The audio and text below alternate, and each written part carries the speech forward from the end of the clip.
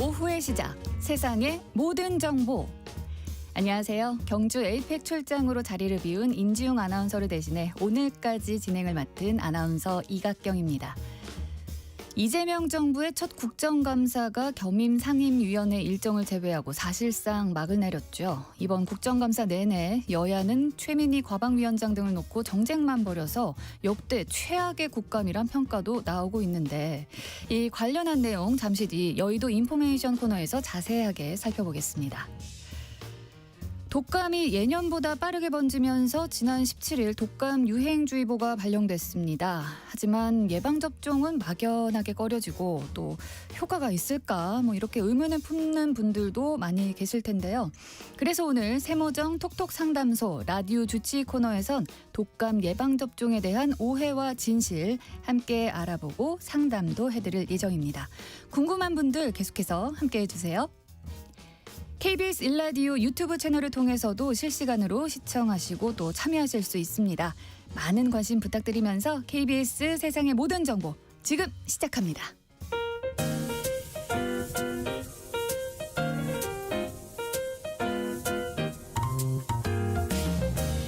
정신없이 바쁜 하루, 놓치면 안 될 경제, 사회 분야 뉴스를 한 번에 정리해드립니다. 하프타임 뉴스.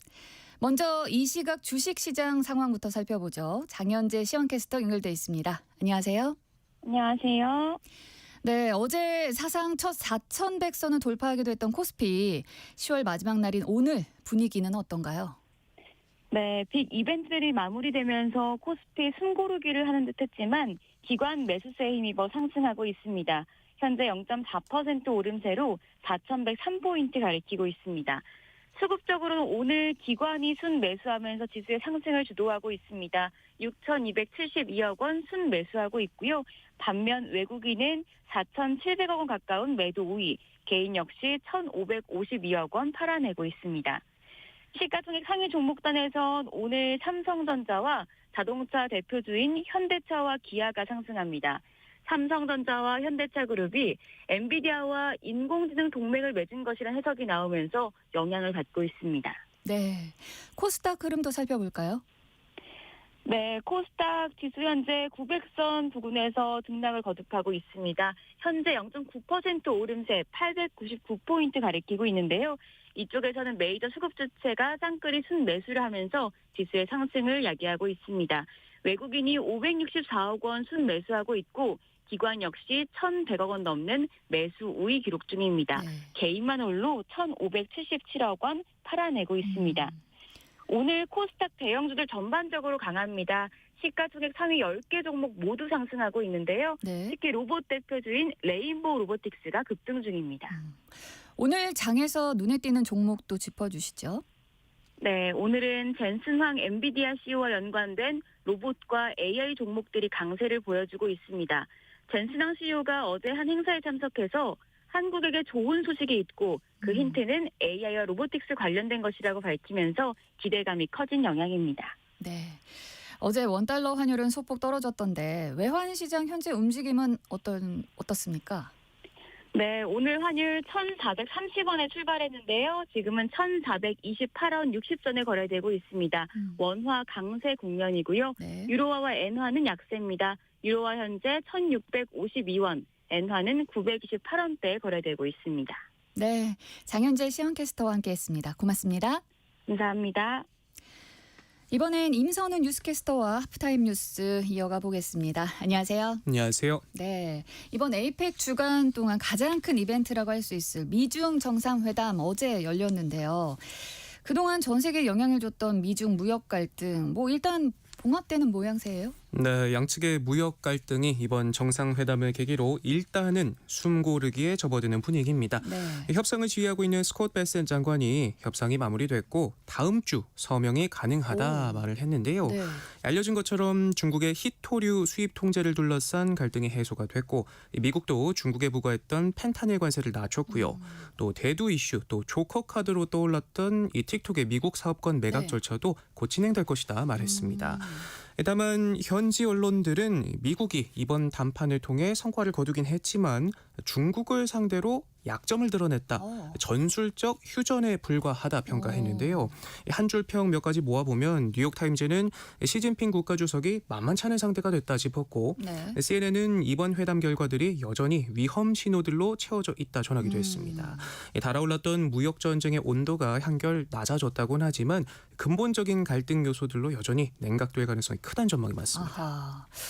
뭐 우리 역시도 극적인 타결을 이뤄냈지만 뭐 미국과 협상 결과 놓고 벌써 삐걱거리고 있어요. 네, 맞습니다. 분명 큰 틀에서 손을 맞잡긴 네. 했는데 양국 정부 관계자들 입에서 벌써 엇갈린 주장이 나오고 있습니다. 말로만 합의했을 뿐이지 네. 공식 문서엔 아직 서명하지 않았기 때문에 지난 7월 타결 발표 때처럼 이 최종 내용은 달라질 수 있다는 지적들이 나오고 있는데요. 우리 측은 반도체 관세도 합의했다. 네. 경쟁국인 대만과 비교했을 때 불리하지 않은 수준이다 밝힌 반면 맞아요. 러트닉은 반도체 관세는 합의에서 제외됐다 밝혔는데 논란이 일자 정부는 브리핑 내용이 맞다고 재확인했습니다. 네. 앞서 최애국 대우를 합의했다던 반도체 관세가 협상도 안 끝나니 대만 수준으로 후퇴한 점이 불확실성을 키우고 있고요. 또 러트닉은 한국이 시장을 100% 개방한다 쓰기도 했는데 네. 이 농산물 개방을 막았다는 우리 측 입장과는 확연히 다릅니다. 그러게요. 핵심 쟁점이던 대미 투자 펀드도 마찬가지인데 양국이 협의에 상업적 합리성이 있는 곳에만 투자한다는 게 정부 측 설명이지만 네. 상업적 합리성이란 표현 자체가 모호하고 의견이 엇갈릴 때 어떻게 합의를 도출할지도 물음표가 따라붙습니다. 또 수익뿐만 아니라 투자가 실패하게 되면 손실을 어떻게 나눌지도 명확히 해야 한다는 지적도 나오고 있고요. 그렇죠. 구두 합의뿐 공식 문서가 안 나온 만큼 MOU 문구 줄다리기는 이제부터라는 평가가 나오고 있습니다.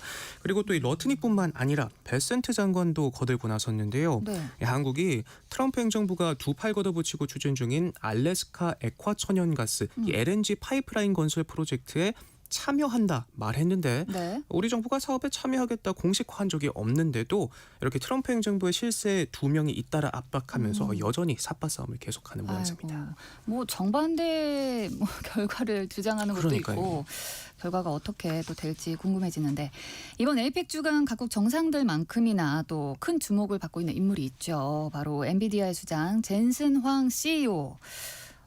어제 치킨 회동 이재용 삼성전자 회장과 정의선 현대차그룹 회장과 함께했어요. 네, 맞습니다. 한국 행비행기에 오르기 전부터 기쁜 소식을 들고 오겠다더니 젠슨 황 CEO 네. 오자마자 이재용 삼성전자 회장과 정의선 현대차그룹 회장과 회동을 가졌는데요. 말씀하신 것처럼 이 장소가 다름 아닌 치킨집이었습니다. 그러니까요.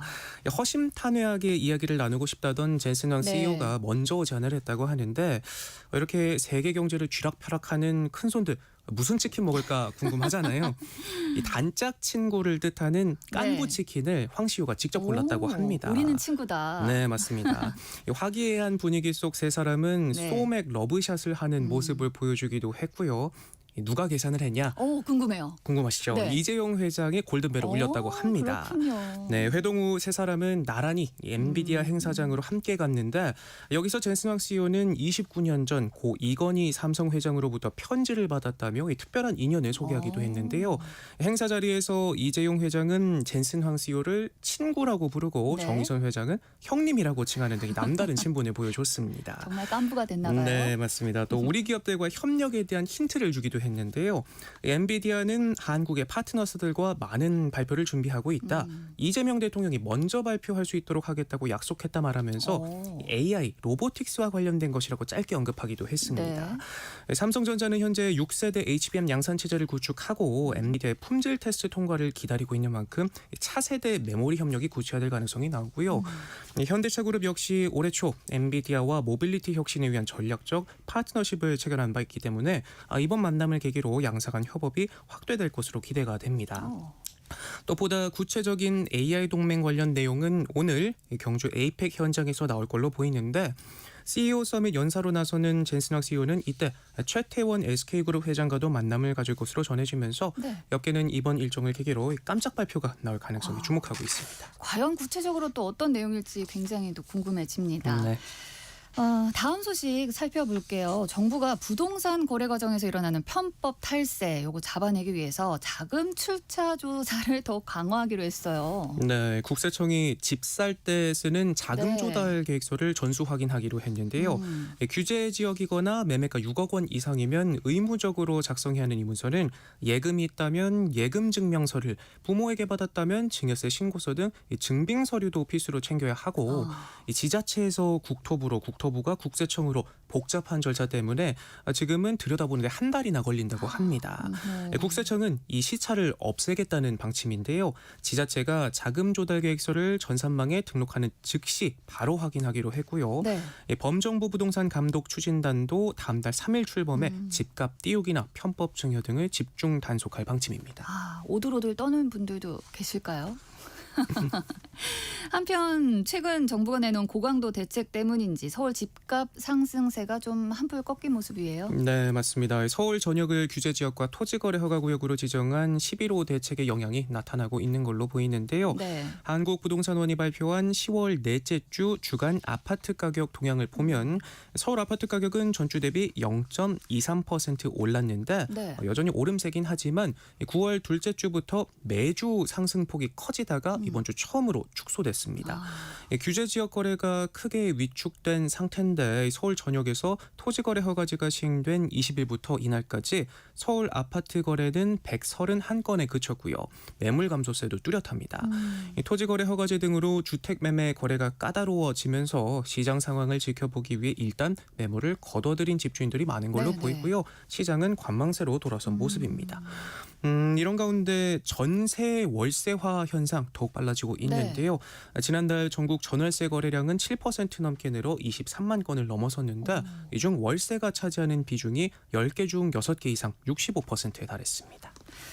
국가정보자원관리원 화재로 중단된 정보 시스템 지금 90% 넘게 복구가 됐다는 소식이 왔습니다. 이거 언제쯤 다 복구가 될까요? 네, 일단 현재는 이 장애가 발생한 709개 시스템 중에 640개, 90% 이상이 복구가 됐다고 하는데요. 네. 1등급 시스템인 행정안전부 재난관리 업무 포털 통합상황관리 시스템이 추가로 복구되면서 1등급 시스템 40개는 모두 정상화가 됐습니다. 다행이네요. 네, 윤호중 행정안전부 장관은 다음 달 셋째 주까지 복구를 모두 완료하는 걸 목표로 이 단계별 계획을 차질 없이 이행 중이다라고 밝혔는데 네. 행정안전부 대표 홈페이지도 오늘 오전부터 운행을 재개했고요. 그리고 대구센터로 이전해 복구하는 16개 시스템은 예비비를 추가로 확보해서 연내 정상화할 계획이라고 합니다. 네. 이재용 국정자원원장은 브리핑에서 이번 화재로 G드라이브를 제외한 중대한 데이터 소실은 없었다 재차 강조하기도 했습니다. 이번엔 좀 논란이 있는 사건 좀 살펴볼 텐데요. 유명 프랜차이즈죠. 런던 베이글 뮤지엄. 여기서 일하던 20대 직원이 과로사했다. 이런 주장이 제기된 이후에 논란이 좀 커지고 있어요. 네, 이번 과로사 의혹은 인천점 주임으로 일했던 20대 직원이 회사 숙소에서 심정지 상태로 발견되면서 불거졌는데요. 유족 측은 극심한 업무 부담으로 인한 과로사로 추정된다며 산업재해를 신청한 상태입니다. 유족에 따르면 사망 직전 한 주 동안 80시간을 일한 것으로 알려졌는데 네. 숨지기 나흘 전에는 새로운 지점을 개장하면서 하루 평균 13시간 일했고 휴무일에도 동원됐다고 하고요. 이해사 측은 의혹이 알려지자 주 80시간 노동 주장은 사실이 아니다. 유족들에게 근로기록을 은폐하거나 제공을 거부했다는 일부 보도 내용도 사실과 다르다 반박했는데 네. 하지만 회사 임원이 산재 신청을 준비 중인 유족에게 양심껏 모범 있게 행동하라는 문자를 네. 보내고 이 내부에서는 직원들에게 입단속을 지시한 정황까지도 드러나면서 아이고. 비판 여론은 더욱 커지고 있습니다. 여기에 런던 베이글 뮤지엄 사업장에서 그동안 산재 사고가 잇따랐던 것으로도 확인이 됐는데요. 네. 지난 3년간 모두 63건의 산재가 신청이 됐습니다. 작년의 경우에는 이딴 공장 사망 사고로 논란이 된 SPC 삼립보다 산재 승인 건수가 더 많았을 정도고요. 논란이 커지자 회사 측은 돌연 입장을 문장을 바꿔서 대표명이 입장문을 내고 사과를 했는데 네. 장시간 노동도 인정을 했고 그럼에도 여론은 수습되지 않는 분위기입니다. 그렇죠. 이제야 네. 그러니까요. 온라인에선 피 묻은 베이글과 같은 표현과 함께 불매 운동을 촉구하는 목소리가 거세지고 있는데 고용노동부도 이번 이슈에 주목하고 있고요. 네. 이번 논란을 계기로 외식업계 노동 환경 문제도 다시 도마에 오르고 있습니다. 아유, 뭐 지킬 것만 지키면 되는데 그게 그러니까요. 참 어려운가 봅니다.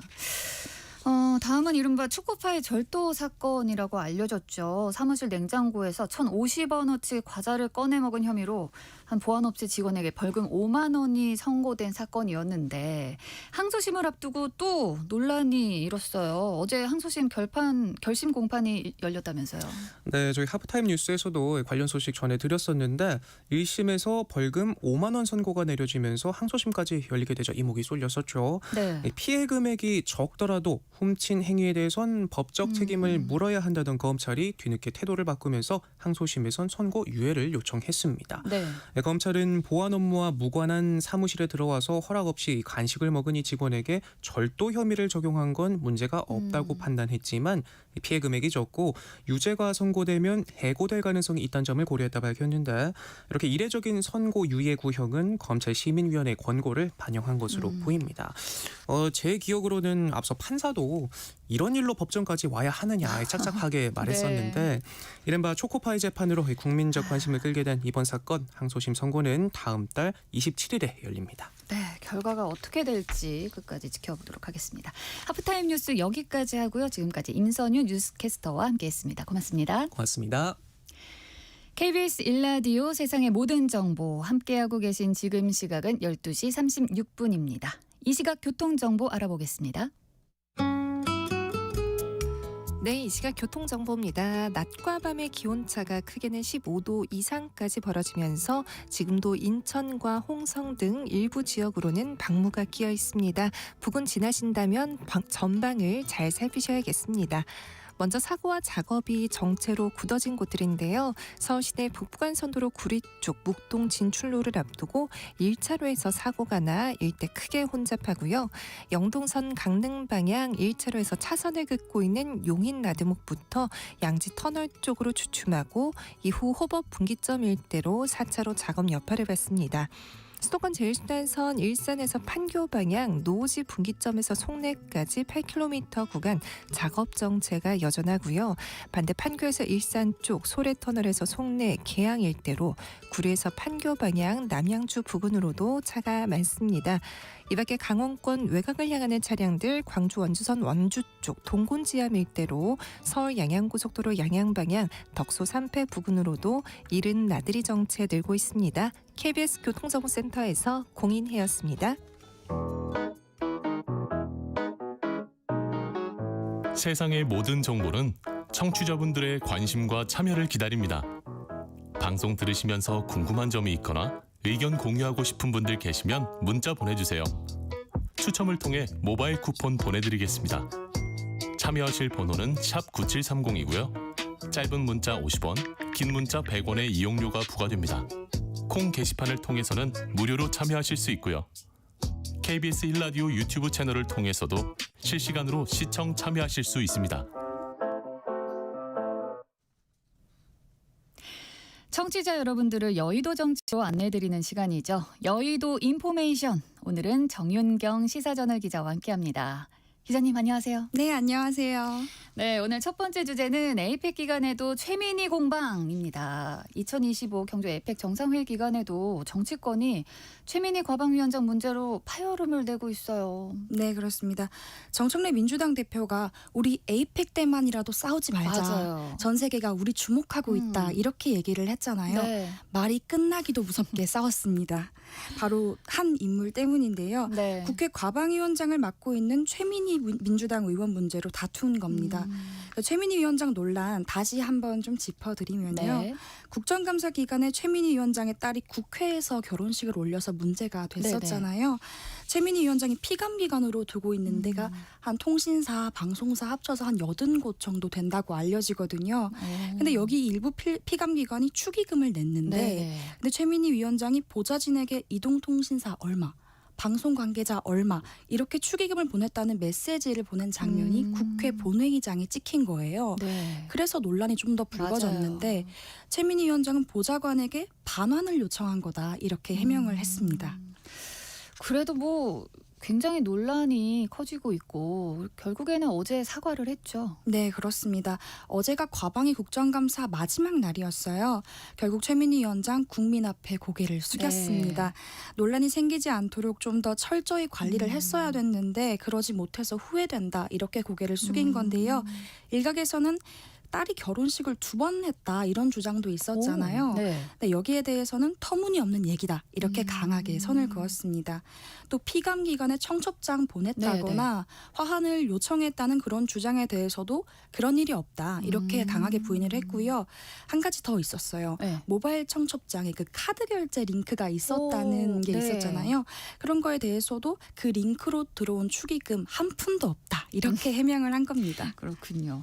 뭐 최민희 위원장 딸도 어제 또 사과를 같이 했어요. 네, 그렇습니다. 논란이 불거지고 처음으로 입장을 낸 거예요. 네.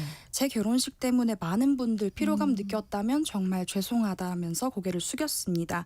그리고 결혼식 2번 했다는 주장 여기에 대해서도 하늘에 맹세코 그런 일은 없다 이렇게 딱 잘라 얘기를 네. 했습니다. 또 국정감사 기간에 맞춰서 결혼식 한 거 아니야? 이런 주장에 대해서도 내가 준비 중이던 시험이 있었는데 그 2차 시험 끝나고 결혼식 날짜를 잡은 거예요. 이렇게 해명을 한 거예요. 네. 그리고 어릴 때부터 워낙 내가 고집이 센 성격이라서 어머니랑 네. 의원실이랑 상의한 건 아니다 이렇게 해명을 본인이 했습니다. 다 결정을 하고 진행을 한 거다. 네, 그렇죠. 뭐 이렇게 결혼식 논란 말고도 최민희 위원장 뭐 아직 끊이지 않는 잡음을 계속 몰고 다니는 것 같습니다. 다른 논란도 이렇죠. 네, 그렇습니다. 제가 취재를 좀 해봤는데요. 네. 과방위 회의 중에 최민희 위원장이 특정 방송사의 보도본부장을 향해서 나가라 이렇게 오? 말한 일이 있었어요. 네. 그런데 위원장이 해당 방송사의 보도가 좀 편파적이라고 질타를 했거든요. 그런데 그 보도본부장이 개별 보도에 대해서 질의하는 건 부적절하다 이렇게 대답을 하니까 퇴장 명령 조치를 내린 거예요. 네. 근데 이 사건이 국정감사 비공개 업무보고 때 일어난 일이거든요. 그래서 과방위 소속인 박정훈 국민의힘 의원이 아니 대체 무슨 일이 일어난 거냐 어쩌다가 보도본부장 쫓아냈냐 네. 이거 경위를 좀 알고 싶어서 비공개 회의록 열람을 요청을 했는데 최민희 위원장이 이 요구를 받아들이지 않은 걸로 취재 결과 확인이 됐습니다. 오, 요 회의록을 볼 수가 없는 건가요? 왜 안 보여줬을까요? 비공개 회의록이라서 위원장의 승인이 있어야 해요. 그래서 최민희 위원장 측 얘기를 좀 들어봤는데요. 네. 국회법에는 비공개 회의록을 의원이 보고 싶다고 요구를 하면 감사나 조사에 지장이 없으면 보여줘야 하거든요. 네. 그리고 국회 밖으로 빼돌려서는 안 된다고 나와 있습니다. 근데 박정훈 의원 이거 보면 감사에 지장도 생길 거고 그리고 박정훈 의원이 바로 공표할 것 같다 이렇게 얘기를 한 거예요. 그리고 박 의원이 이거를 자기 입맛대로 짜깁기 할 가능성도 있다 이렇게 이유를 밝혔습니다. 그렇다면 박정훈 의원의 입장도 궁금해지는데요. 네, 그래서 들어봤어요. 네, 네. 납득하기 어렵다는 취지로 답을 했습니다. 이 회의록 보여주면 본인에 대한 논란 더 커질까 봐 감추려는 거 아니야? 이렇게 주장을 한 거예요. 대한민국 역사상 저렇게 독재하는 상임위원장 없다. 이렇게 강하게 비판을 했습니다. 아, 참 문제가 많이 나오고 있는 것 같은데 과방위 일정 문제 두고도 또 여야가 물밑에서 싸우고 있다면서요. 네, 그렇습니다. 언론에 드러나지 않는 네. 물밑 싸움이 굉장히 치열합니다. 아, 위에서도 싸우고 밑에서도 싸우고. 네, 그렇습니다. 보통 상임위 일정이라고 하죠. 네. 그걸 여당 간사랑 야당 간사가 일정을 좀 조율하고 있거든요. 그런데 이게 국회법에서도 보장이 된 건데요. 근데 의원들 개별 일정도 많고 또 질의 같은 거 한 번 준비하려면 굉장히 오래 걸리거든요. 근데 과방위에서는 최민희 위원장이 예산안 상정 일자, 소위나 또 의결 날짜 같은 지침을 간사들한테 준다는 거예요. 오. 심지어는 전날 밤에 일정을 통보한다고도 국민의힘 소속 과방위원들은 그렇게 주장을 하고 있는 겁니다. 또 여기에 대해서도 최민희 위원장의 또 입장이 있을 것 같은데 어떤가요? 네, 그렇습니다. 상임위 일정은 당연히 여야 간사 협의로 이루어진다 이렇게 얘기를 했고요. 상임위원들 상황도 체크를 하고 있고 내가 의견도 수렴하고 있다 이렇게 해명을 했습니다. 다만 그 상임위 운영 자체가 위원장의 책임과 권한으로 이루어지는 거다 보니까 일정을 조정하는 과정에서 내가 의견을 내는 경우도 있다 이렇게 얘기를 한 겁니다. 그리고 또 이진숙 전 방통위원장의 청문회 일정과 관련해서도 또 입장차가 있었다고요? 네, 그렇습니다. 과방위에서 이진숙 전 방통위원장에 대한 인사청문회를 3일 정도 진행을 했거든요. 네. 근데 국민의힘 소속 과방위원들은 이것도 최민희 위원장의 결단이었다 이렇게 오. 주장을 하는 거예요. 총리도 3일을 안 한다 이런 건데요. 네. 물론 최민희 위원장은 국민의힘 주장을 납득할 수 없다는 입장입니다. 이진숙 전 위원장에 대한 법카 문제가 있었잖아요. 네네. 이것도 아직 해소가 되지 않은 상황이고 자질 검증을 계속해야 할 이유가 있었다는 거예요. 그리고 이 결정은 민주당이랑 그리고 조국혁신당 과방위원 전원이 3일을 해야 한다고 얘기가 돼서 그래서 결정한 거라고 얘기를 한 겁니다. 뭐 정부 여당으로서도 뭐 이런 상황이 참 곤혹스러울 텐데 당 내부에서는 이번 논란 어떻게 보고 있나요? 굉장히 부담스럽죠. 네. 다른 때도 아니고 에이펙 그러니까요. 기간이지 않습니까? 특히 강조했는데 이때는 좀 점잖게 있자. 그렇습니다. 정부 입장에서 보면 관세 협상이 타결됐다는 빅 이슈를 띄워야 하거든요. 그렇죠. 신문의 모든 면을 이 성과로 자랑하고 싶을 거예요. 근데 이런 악재가 터지면 정부 여당으로서 굉장히 난감할 겁니다. 그래서 당에서도 쓴소리가 나왔습니다. 정청래 대표도 한마디 했는데 직접 최민희 위원장한테 전화를 했다고 해요. 오. 네, 정청래 대표가 최민희 위원장에게 국정감사 도중에 보도본부장 쫓아낸 거 무슨 일이야? 네. 이렇게 물어봤다고 합니다. 박수현 수석 대변인 말을 들어보니까요. 당 지도부랑 국민의 염려를 전한 메시지였다 이렇게 설명을 하는데 네. 당내에서도 이런 우려 계속해서 나오고 있는 것 같습니다. 상황이 이렇게 되면 최민희 위원장이 좀 사퇴할 가능성이 있지 않나요? 어떨까요? 네, 국민의힘은 사퇴론의 총공세를 하고 있습니다. 이 어제 국민의힘 지도부랑 통화를 좀 해봤는데요. 계속해서 최민희 위원장 사퇴 압박을 할 거다 이렇게 예고를 하더라고요. 이 보도본부장 퇴출 사건이랑 별개로 축의금 논란 앞서 짚어봤잖아요. 네네. 이걸 두고 뇌물수수 혐의로 경찰에 고발을 했거든요. 근데 국민의힘 입장에서는 여론의 흐름을 타고 계속해서 사퇴를 압박할 걸로 보입니다. 그럼 민주당 입장은 지금 어떤가요? 민주당은 사퇴론에는 일단 한 발 빼는 모습입니다. 문진석 의원도 누차 말하는데 법상으로 사퇴시킬 수 없다 이렇게 얘기를 하거든요. 네. 일단 거취에 대한 결정은 정청래 대표한테 일임할 것 같은 그런 기류예요. 또 국감 끝나면 여론 추이를 보고 판단을 내릴 걸로 보입니다. 최민희 위원장 본인 입장은 또 어떨까요? 네, 일단 최민희 위원장 본인은 사퇴론에 선을 그었어요. 네네. 과방위 국정감사 끝나고 기자들이랑 만난 자리가 있었는데 여기서 아주 짧게 입장 표명을 했습니다. 네. 좀 들려드리면요. 기자들이 위원장님 사퇴 얘기까지 나옵니다. 이렇게 물어보니까 위원장이 나 사퇴 안 한다. 할 이유 없다. 단호하게. 아니 해야 할 이유가 뭔지 모르겠다. 오. 이렇게 얘기를 했습니다. 어제 국정감사장에서 사과를 했을 때도 사퇴에 대한 언급은 하지 않았습니다. 뭐 어떻게 잘 마무리가 되는지 계속해서 지켜봐야 될 것 같고요.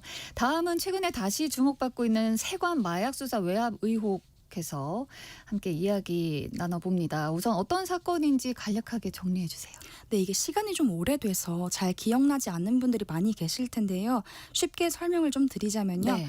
이른바 세관 마약 수사 외압 의혹은 2023년 초에 있었던 마약 밀수 사건에서 시작이 됐습니다. 네. 당시 말레이시아 국적의 피의자 2명이 몸에 필로폰 74kg을 테이프로 칭칭 감고 인천공항을 통해서 들어왔어요. 네. 이걸 뒤늦게 알아낸 사람이 당시 영등포서 형사과장이었던 백혜룡 경정인데요. 근데 이 백경정이 조사를 하다가 이 사람들이 세관 직원 도움으로 공항을 빠져나왔다. 이렇게 진술을 한 거예요. 네. 그래서 세관 쪽까지 수사를 확대하려고 했는데 근데 여기서 문제가 생겼습니다. 이 백경정 말에 따르면 당시 용산 대통령실과 경찰 윗선에서 압력이 들어왔다는 거예요. 그래서 결국에 수사는 멈췄고 세관 직원들에 대한 제대로 된 수사가 안 됐다고 합니다. 결국 밀수범 14명만 구속 송치하면서 사건이 마무리가 됐는데 결론적으로 이 사건은 왜 세관 수사가 막혔는가 그리고 정말 외압이 있었는가 네. 하는 점에서 지금도 의문이 남아있는 상황입니다. 그러면 백혜룡 경정은 배후에 윤석열 정부가 있다고 그렇게 생각을 하고 있는 건가요? 네, 그렇습니다. 단순히 수사 외압이 있었다는 정도가 아니라요. 네. 당시 법무부 장관이었던 한동훈 전 장관 그리고 인천지검장이었던 심우전 전 검찰총장 같은 이른바 윤석열 사단이 배후에 있다고 얘기를 합니다. 이 검사들이 사건을 덮으려고 했다고 하는 건데요. 네. 더 나아가서는 윤석열 전 대통령 부부가 비자금을 만들다가 이 마약 밀수 사업에 관여했을 수 있다는 의혹까지 제기를 한 겁니다. 어머. 말 그대로 이미 뜨거운 전국에 기름을 부은 셈입니다. 그러게요. 아니 그래서 이 정권이 바뀐 후에 이재명 대통령이 수사할 권한까지도 주지 않았습니까? 네, 그렇습니다. 조금 이례적인 네, 장면이었죠. 네. 대통령이 폭로 당사자를 직접 수사팀에 넣으라고 한 건 정말 드문 일이에요. 네. 이재명 정부 출범 직후에 민정수석실 지시에 따라서 대검찰청 합동수사팀이 꾸려졌었거든요. 근데 나중에 이 수사팀이 임은정 지검장이 이끄는 서울 동부지검 소속으로 바뀌게 됩니다. 그런데도 백경정은 여전히 불만을 보이고 있는 상황인데요. 이 백경정은 수사팀 자체가 불법이라는 거예요. 네. 그 이유는 간단합니다. 검찰이 수사 대상인데 그 검찰이 수사를 맡는 게 말이 돼? 이런 주장이에요. 쉽게 말해서 고양이에게 생선 가게를 맡기는 꼴이다는 오. 건데요. 실제로 백경정은 합동수사팀을 불법 단체로까지 표현을 하면서 강하게 반발을 하고 있습니다. 네. 심지어 수사팀 파견 첫날에는 출근을 하지 않고 연가를 내고 유튜브 방송에 나가서 임은정 지검장을 비판했습니다. 백경정이 이렇게까지 반발하는 의도는 뭐라고 보세요? 물론 백경정 입장에서는 진짜 문제가 있어서 이렇게 계속해서 문제를 제기하는 걸 수도 있습니다. 그런데 법조계에서는 조금 다르게 해석하는 시각도 있어요. 바로 출구 전략이 아니냐는 건데요. 이게 무슨 얘기냐면 수사 결과가 본인이 기대한 대로 나오지 않았을 때 이 봐라, 검찰이 문제 있는 걸 수사를 해서 이 모양이 난 거다. 이렇게 말하면서 책임을 피해갈 수 있다는 계산이 깔려있다는 해석입니다. 그러니까 혹시 결과가 마음에 안 들어도 거봐 내 말이 맞았잖아 하고 주장할 수 있는 여지를 미리 만들어주지 않았냐 이런 해석인 거죠. 이런 와중에 말레이시아 운반책 일부가 말을 바꿨다면서요? 네, 그렇습니다. 이게 지금 사건의 흐름에 큰 변수가 되고 있어요. 시작이 여기서부터였잖아요. 네, 그렇습니다. 최근에 이제 백혜룡 경정이 주장을 한 건데 이 세관 직원들이 마약 밀수를 도왔다 이렇게 주장을 했었잖아요. 근데 최근에 그들 중 한 명이 세관 직원이 도운 적 없다는 취지로 얘기를 한 겁니다. 네. 이건 백경정의 핵심 주장이 흔들릴 수 있다는 뜻이라서 검찰도 지금 진위를 다시 조사를 하고 있습니다. 국정감사장에서도 이와 관련한 의혹이 제기됐는데 검찰 입장은 뭘까요? 네, 노만석 검찰총장 대행이 얘기를 했는데요. 국회 법사위 국정감사장에서 이렇게 얘기를 합니다.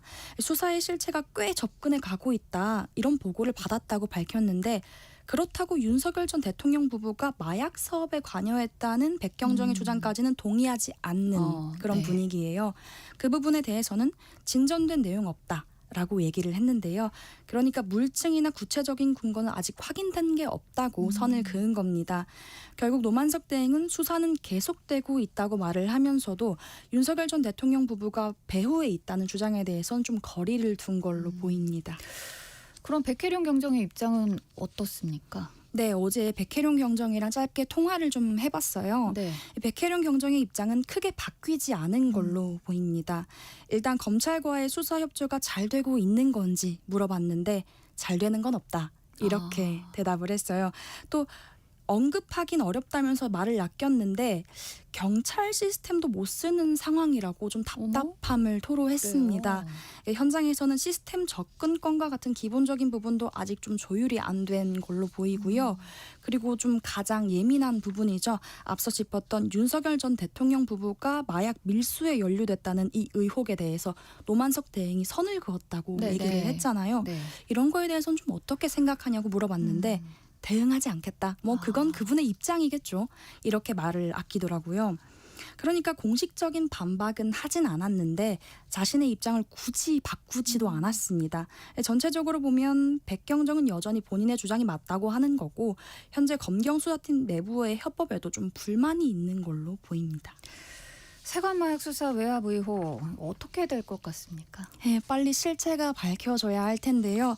지금 분위기만 봐서는 조금 쉽지 않아 보입니다. 아, 네, 핵심 피의자인 마약 운반책이 수사 과정에서 조현병을 앓고 있다. 이렇게 진술한 걸로 알려지거든요. 네. 그래서 이 진술의 신빙성까지 의심을 하고 있는 상황입니다.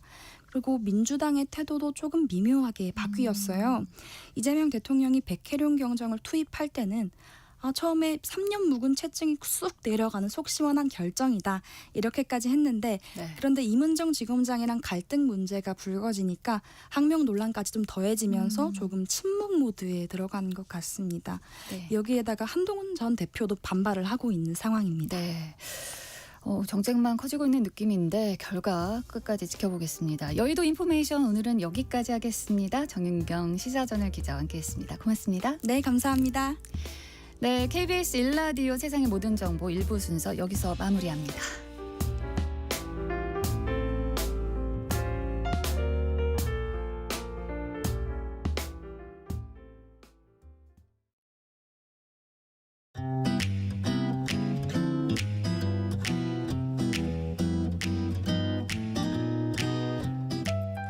안녕하세요. 바른말 고운말입니다. KBS 1텔레비전에서 방송되고 있는 우리말 겨루기에서 나왔던 문제를 짚어보겠습니다. 오늘은 제시되는 4개 관용구에 공통으로 들어가는 표현을 맞히는 것입니다. 귀를 이리하다, 더위를 이리하다, 곁눈을 이리하다, 다리품을 이리하다 에서 이리하다에 공통으로 들어갈 두 음절로 된 고유어 동사는 무엇일까요? 출연자의 답에 열다, 먹다, 팔다가 있었는데 이 중에 정답은 팔다입니다. 귀를 팔다는 귀를 딴 데로 돌려 잘 듣지 않다를 뜻하는데 예를 들어 어디다 귀를 팔고 있기에 그런 소리도 못 듣니? 같이 말할 수 있습니다. 또 더위를 팔다는 정월 보름날에 행해지는 더위 팔기 풍습에서 나온 말로 남의 이름을 불러 상대방이 대답을 하면 자신의 더위를 남에게 주어 한여름에 더위를 먹지 않게 됨을 이르는 말입니다. 그리고 곁눈을 팔다는 주의를 기울여야 할 곳에 신경 쓰지 않고 딴 곳에 관심을 보이다라는 뜻이고 딴 데 곁눈 팔지 말고 책이나 열심히 읽어라 이렇게 쓸 수 있겠습니다. 또 다리품을 팔다에는 길을 많이 걷다란 뜻과 남에게 품삯을 받고 먼 길을 걸어서 다녀오다라는 뜻이 있습니다.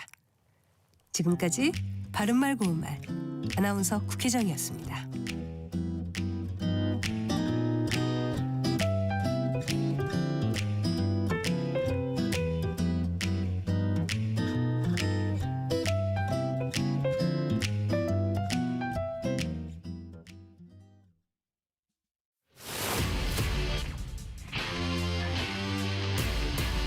토론에 정답은 없습니다. 토론이 세상을 바꿀 수도 없습니다. 하지만 질문은 새로운 세상을 만들 수 있습니다. 질문으로 올바른 세상을 만드는 첫걸음. 평일 저녁 7시 20분 KBS 열린 토론.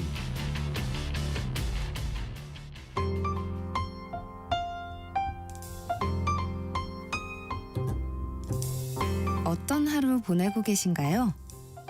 눈코 뜰 새 없이 바쁘게 지나가는 한 주. 따뜻한 시선으로 하루를 마무리합니다. 당신을 위한 지식 쉼터. 오늘 밤 일라디오. 월요일부터 금요일. 매일 밤 10시 5분에 시작합니다.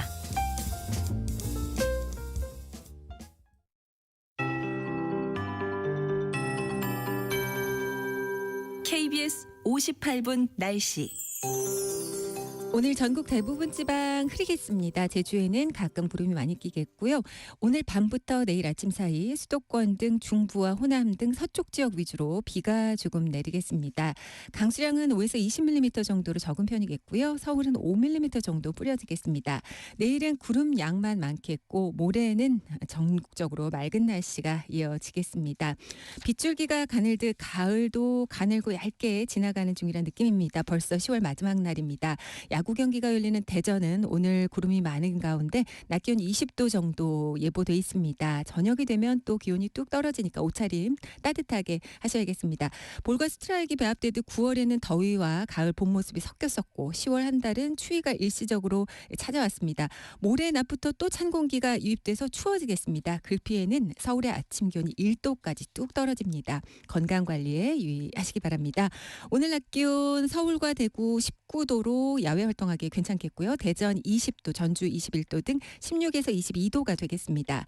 내일 아침 서울의 기온 10도 등 7에서 13도, 낮 최고 기온이 오늘보다 낮겠습니다. 서울 16도 등 15에서 20도 분포로 오늘 일교차가 더 크겠습니다.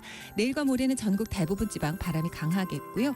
남쪽 먼바다 위주로 물결이 높아집니다. 지금 서울의 기온은 18.7도입니다. 강혜정입니다.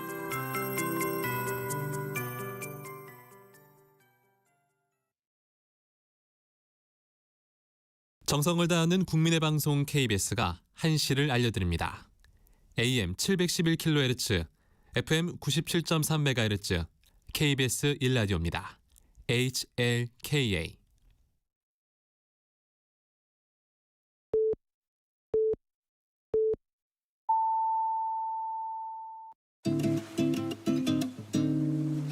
나른한 오후를 책임질 영양 만점 지식 비타민. 세상의 모든 정보.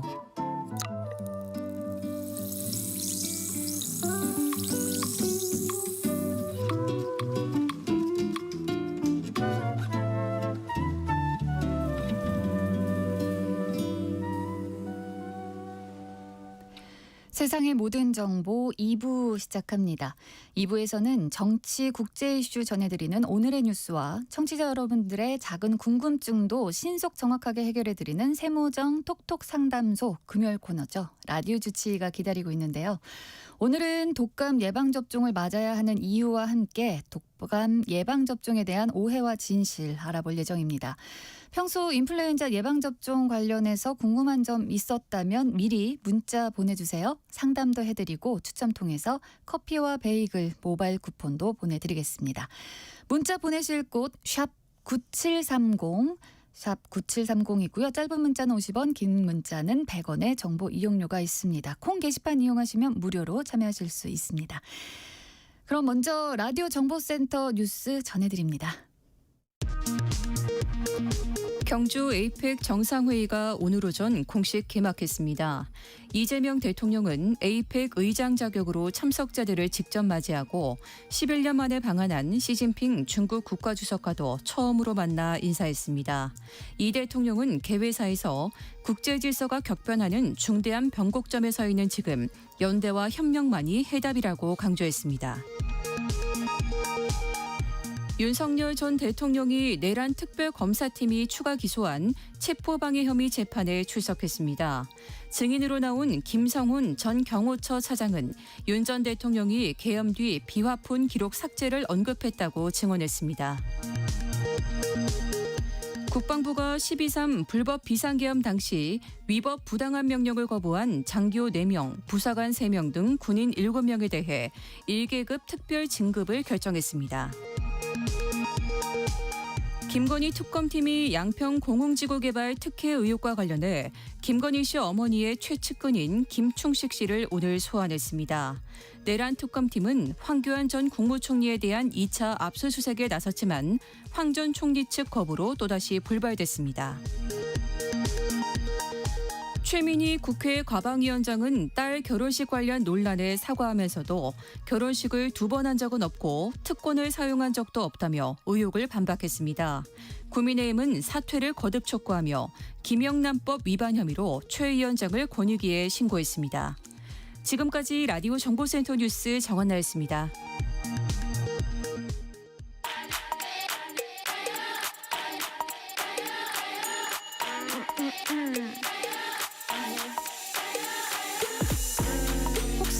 뉴스 빠뜨리셨나요? 한낮에 전해진 소식들 꼼꼼하게 정리해드리겠습니다. 오늘의 뉴스 조현정 시사평론가와 함께합니다. 안녕하세요. 네, 안녕하세요. 이재명 대통령이 주재하는 2025 경주 에이펙 정상회의가 오늘 오전에 공식 개막했죠. 네, 분위기가 후끈 달아오르고 있는 것 같고요. 네. 경주는 뭐 이미 이번 주 초부터 각국 대표단, 글로벌 기업 CEO들, 외신 기자들 해서 연일 북새통을 이루고 있습니다. 네. 어제 많은 분들이 지켜보셨겠지만 그 젠슨 황 엔비디아 CEO하고 정의선 회장, 이재용 회장 이렇게 서울에서 만났잖아요. 치킨회동. 네, 이분들도 이제 서울에 있다가 경주로 갔고요. 네. 오늘 오전부터 첫 회의 일정 시작됐는데 이재명 대통령이 의장 자격으로 회의를 이끌어가고 시진핑 주석, 다카이치 일본 총리 등 주요 21개 회원국 정상 비롯해서 아랍에미리트 연합국의 칼리드 아부다비 왕세자, IMF의 게오르기 에바 총재가 참석했습니다. 네. 우리가 에이펙 주최국이기 때문에 우리 정부가 주도적으로 그 핵심 논의 주제도 설정을 하는 거예요. 네. 오늘 1세션에서는 무역과 투자 증진을 위한 협력 방안, 내일 2세션에서는 인공지능과 인구 구조 변화 속 신성장 동력 창출 방안 이렇게 논의를 하는데요. 그 또 세션에서 조금 더 이 고위급 또 정상들이 편하게 얘기를 할 수 있게 비공식 대화 형식으로 진행이 됩니다. 네. 무역과 투자 촉진, 아태 지역에서의 경제적 연결성 강화, 민간 부문의 잠재력을 이끌어내기 위한 민관 협력 방안 등등에 대해서 논의를 하는데 이것들을 다 종합을 해보면 이재명 대통령 연설도 그래요. 어려운 대외 여건 속에서도 각국의 입장 차이를 또 극복하고 네. 경제 협력 방안을 모색하자라는 취지인 거고 사실은 에이펙이라는 존재도 그렇습니다. 어떤 연결성, 우리가 서로 도와서 번영하자 뭐 이런 건데 이제 트럼프가 등장하고 나서 뉴노멀 시대가 왔기 때문에 네. 자국 보호 기조로 가고 있고 그렇잖아요. 그래서 이런 시대에 이제 경주 선언, 이 에이펙이 끝나면서 마무리 지을 때 경주 선언이 어떻게 나올지 이거에 관심이 모아지는데요. 네. 네, 이게 또 회원 모두가 동의하는 내용으로만 꾸려야 돼요. 단 한 군데라도 반대로 하면 이 문구를 넣을 수가 없는데 그러면 경주 선언, 이 공동 선언문에 자유무역, 뭐 공정경쟁 이런 키워드가 들어갈 수 있을지 이게 관건입니다. 그러니까 어제도 살짝 말씀드렸지만 미국 그리고 나머지 국가들 이렇게 의견이 좀 다르게 나타나고 네네. 있는 거죠. 근데 이런 가운데 시진핑 주석도 오늘 연설에서 이런 말을 했어요. 다자무역 체제 수호를 강조를 하면서 이건 어떻게 보면은 애둘러서 미국의 그런 보호무역주의를 비판하는 그런 내용이었는데요. 시진핑 주석은 그 전에도 연일 이 다자주의를 계속 틈만 나면 강조를 해왔었고요. 그 에이펙의 핵심 취지가 이런 건데 그래서 이 문구 뭐 공정경쟁, 자유무역 이 문구 넣는 거에 대해서 조현 외교부 장관이 설명하기로는 막판 협상을 하고 있고 예단하기 어렵다라고 설명을 한 상태예요. 그리고 또 그 시진핑 주석 같은 경우에는 내년도 에이펙 개최국 네, 의장이기도 그렇죠. 해가지고 트럼프 대통령과 만났고 트럼프 대통령이 떠났는데 없는 자리에서 이제 또 무슨 얘기를 하게 될지가 또 관전 포인트가 되겠습니다. 오늘 오후 6시에는 라한 호텔 대연회장에서 환영 만찬이 열리는데요. 정상회의 공식 홍보대사인 지드래곤이 환영 만찬 무대에 오르기도 합니다.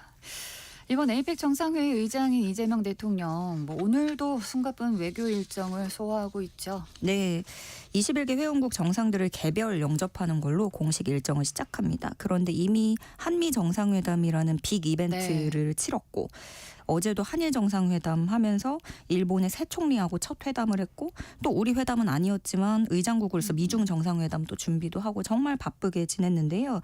미국, 중국, 일본 이렇게 우리가 좀 초점이 맞춰져 있기는 하지만 이미 캐나다, 뉴질랜드, 태국, 호주, 베트남 등등 정상들을 이미 쉴 틈 없이 만난 상태고요. 네. 특히 캐나다 같은 경우에는 우리 정부가 조금 더 공을 들였어요. 오찬 형식으로 하고 그랬는데 그게 이제 캐나다가 잠수함 입찰 프로젝트를 진행하고 있거든요. 60조 원 규모입니다. 그래서 네. 우리가 좀 수주를 따내려고 공들이는 모습이었고 캐나다하고는 국방협력 파트너십 수립 등 내용을 담은 공동성명을 채택했습니다. 그런데 캐나다가 인도태평양 지역 국가하고 이 파트너십을 체결한 건 처음이에요. 오, 그래요? 네, 그런 점에서 의미가 있겠고 네. 앞으로도 이제 정상급 지도자들과 이재명 대통령이 잇따라 회담을 하게 되고 정상뿐만이 아니라 경제인들과의 만남도 줄지어 예정돼 있습니다. 또 오늘 저녁엔 아까 말씀드린 대로 각국 정상들과 환영 만찬을 가지게 됩니다. 1분 1초가 아깝게 바쁘게 네. 다녀야 될 것 같은데 에이펙 마지막 날인 내일도 뭐 빅데이입니다.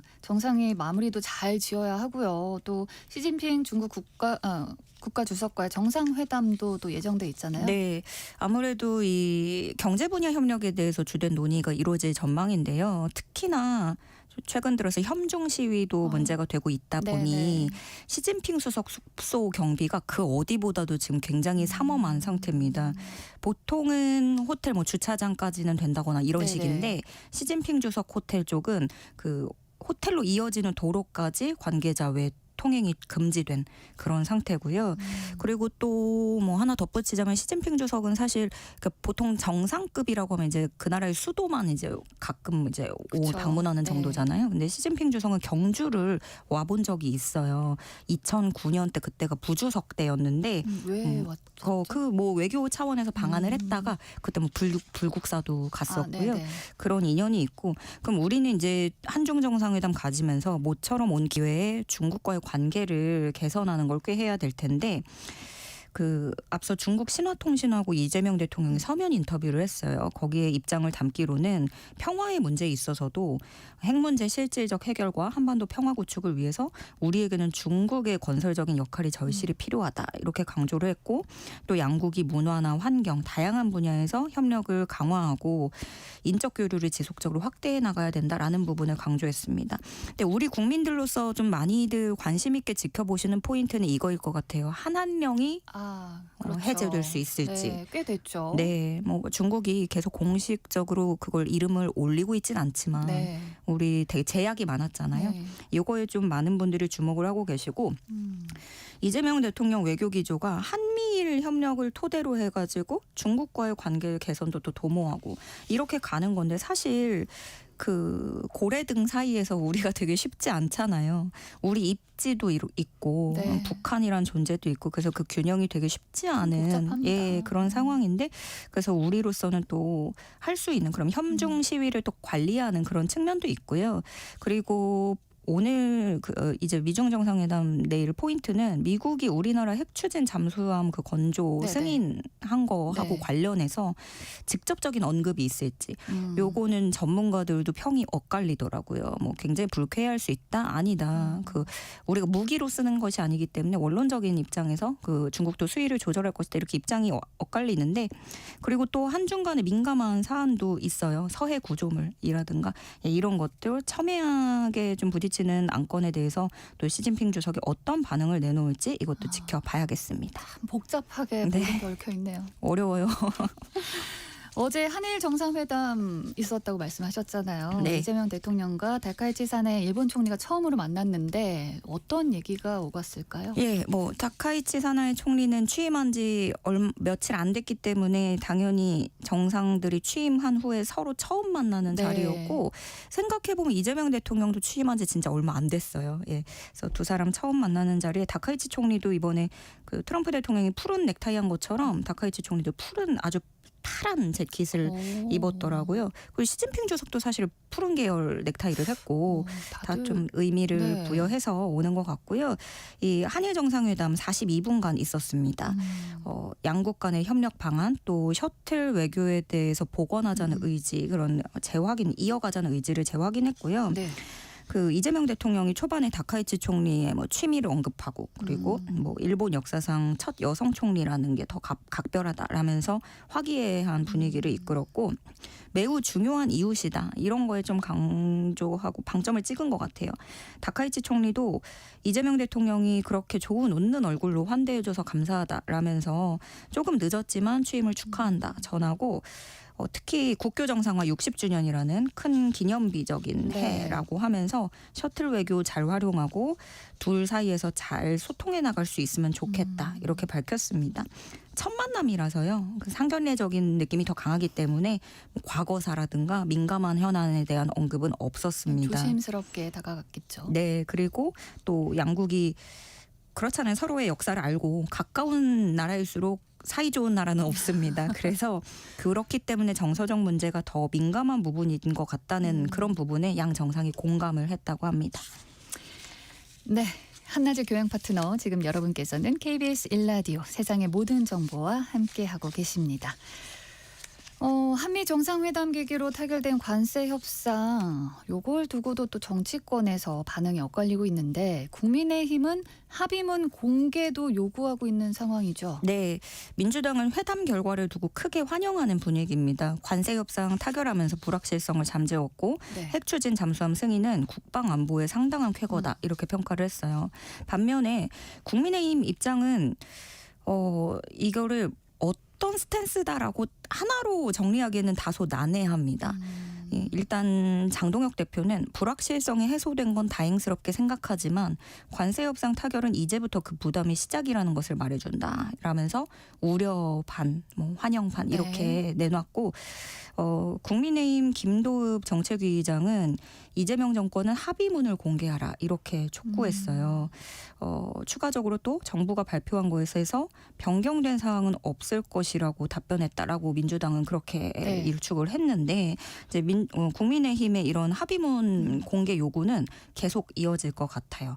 그리고 핵 추진 잠수함에 대해서도 국민의힘에서 좀 입장 정리가 안 되는 게 긍정평가가 꽤 나오는 중이에요. 야당에서도. 특히나 유용원 국민의힘 의원 같은 경우에는 이분이 국방위 소속이기도 하고 군사전문기자 출신이어가지고 이쪽을 잘 알고 있거든요.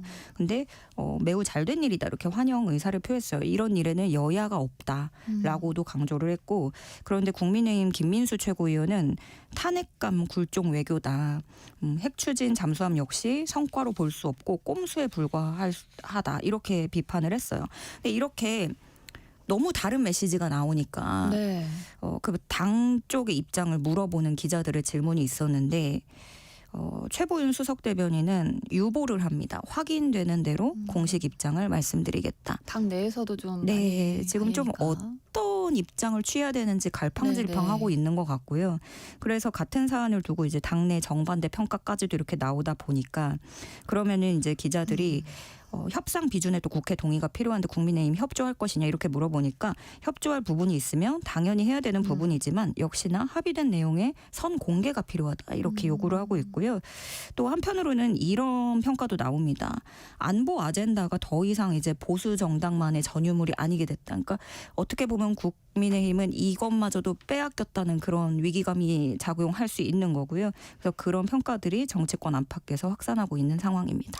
그래도 뭐라 해도 국가 이익이 되는 부분이 있으면 뭐 막론하고 좀 긍정적으로 가야 되지 않을까 생각이 듭니다. 한미 간의 합의가 이루어지면서 국회도 이제 조만간 비준 절차에 나설 텐데 이렇게 뭐 여야가 입장 차이를 보이고 있어서요. 정기국회 새로운 뇌관으로 떠오를 수 있겠다는 얘기도 나오고 있어요. 네, 그러니까 트럼프 대통령하고 우리 그 정부가 정부 차원에서 관세 협상을 했고 그럼 그거를 효력을 가져가려면 국회의 최종 동의가 필요하거든요. 근데 말씀하신 대로 국익 관련한 사안이고 이거 되게 절체절명의 순간이라서 초당적인 협력이 필요한 거죠. 근데 정부는 국회가 빠르게 도와줄 걸 바라고 있고 여당은 속도전을 천명하고 있고요. 국민의힘은 일단 면밀한 설명부터 해놔라라는 입장입니다. 그 민주당은 그래서 지금 이 관세 협상 후속 조치를 특별법으로 할지 국회 비준 형태로 할지 검토 중이라고는 하는데 최대한 그 비준 시점은 앞당기는 게 제일 좋겠죠. 민주당은. 그래서 여당이 확실한 뒷받침에 나서야 된다라는 그런 마음이 있을 것이고 국민의힘도 뭐 여야 가리지 않고 뭐 나라가 안 좋게 되길 바라는 사람은 어디 있겠어요. 그래서 국민의힘도 국익과 직결되는 사안인 만큼 기본적으로 최대한 협조를 한다라는 방침을 세우고는 있지만 졸속 속도전에는 동조할 수 없다라는 입장이고요. 박성훈 국민의힘 수석 대변인은 논평을 내고 정부는 국민을 우롱하는 국회 패싱 외교를 시도해서는 안 되고 관세 협상의 구체적 과정을 국민 앞에 투명하게 밝혀라 이렇게 촉구했습니다. 그런데 가뜩이나 이제 정기국회 들어가면 내년도 예산안 문제만으로도 여야 충돌이 굉장히 심한 때거든요. 그런데 민주당이 의석수가 많아도 야당 협조 없이 처리를 하면 여당으로서도 좀 정치적 부담이 커지기 그렇죠. 마련이기 네. 때문에 여야 합의 처리로 가는 게 가장 바람직한 그림이 되겠죠. 국민들 보기에도 그렇고요. 네. 그래서 여기에서 그러면 국민의힘의 협조 그런 것도 중요하겠고 그동안 강경일색으로 나오던 민주당 지도부가 네. 이제는 좀 여당답게 어떤 태도를 취하느냐 이것도 중요해질 것 같습니다. 네.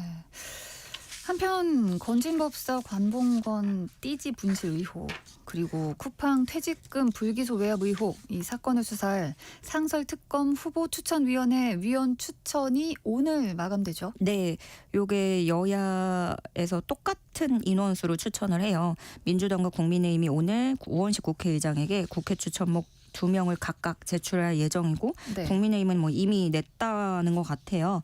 국회 추천목 4명 포함해서 총 7명으로 후보 추천위원회 꾸려지면은요.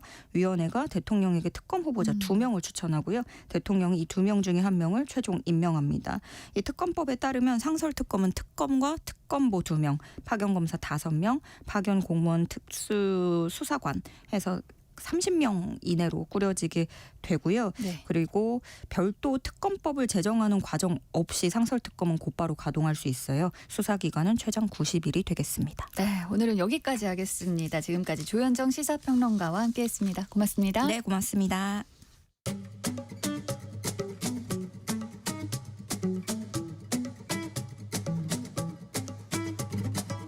지금 바로 세모정에 물어보세요. 당신의 모든 궁금증을 풀어드리는 세모정 톡톡 상담소. 건강에 관한 모든 궁금증을 풀어드리는 시간이죠. 세모정 톡톡 상담소 라디오 주치 오한진 가정의학과 전문의와 함께합니다. 안녕하세요. 네, 안녕하세요. 네, 오늘은 어떤 질환에 대해 알아볼까요? 오늘은 말이죠. 네. 부모님께 전화 좀 먼저 드려보라고 이야기하고 싶네요. 부모님께요? 네. 안부 전화를 드리라는 말씀일까요? 맞아요. 겸사겸사 안부도 좀 여쭤보시고 네. 요즘이 독감 예방 접종하는 시기니까 그것 좀 알려드리면 좋을 것 같습니다. 그렇습니다.